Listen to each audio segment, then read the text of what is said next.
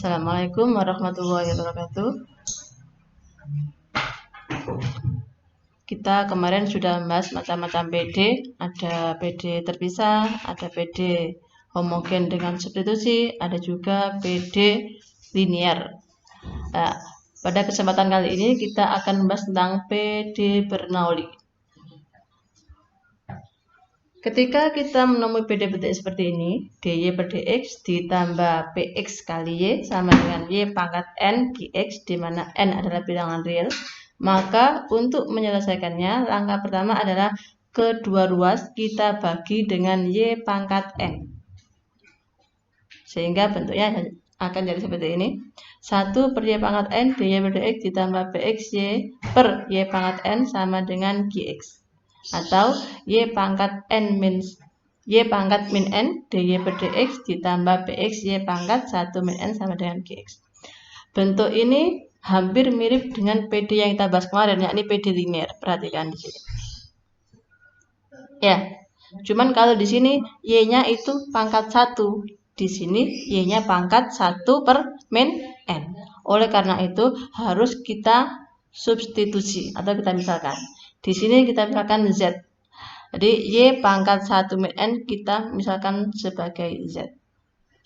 Untuk lebih jelasnya kita bahas lagi di contoh soal ya. Sekarang perhatikan, diberikan PD dy per dx ditambah 1 per xy sama dengan y pangkat 4 x pangkat 5. Maka untuk menyelesaikannya, langkah pertama kita bagi kedua ruas dengan y pangkat 4. Bentuknya seperti ini. Nah, karena ini y pangkat min 3, padahal di PD linear itu y pangkat 1, kita misalkan menjadi z.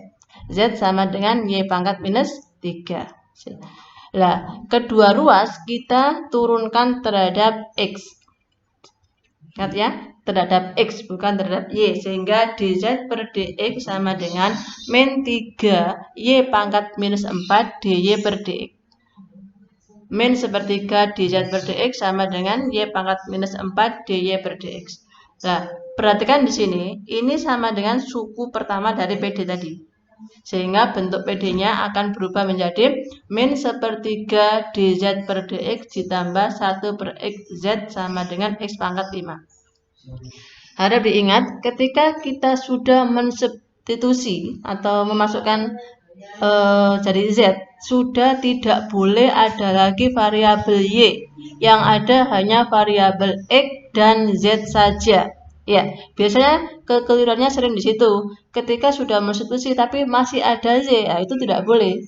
Karena tadi kita sudah mensubstitusi y menjadi z, jadi yang ada hanya variabel z dan variabel x. Oke? Nah, karena bentuknya masih seperti ini, padahal kita tahu bentuk PD linear tadi adalah seperti ini, maka kedua ruas kita bagi dengan min sepertiga. Diperbuat seperti ini. Dari sini kelihatan bahwa oh ini dz per dx min ini sebagai p-nya min 3x, ini sebagai q-nya min 3x pangkat 5. Maka untuk menyelesaikannya kita menggunakan penyelesaian di PD linear orde 1 kemarin. Gimana langkah pertamanya? Langkah pertama kita harus mencari faktor integral dulu.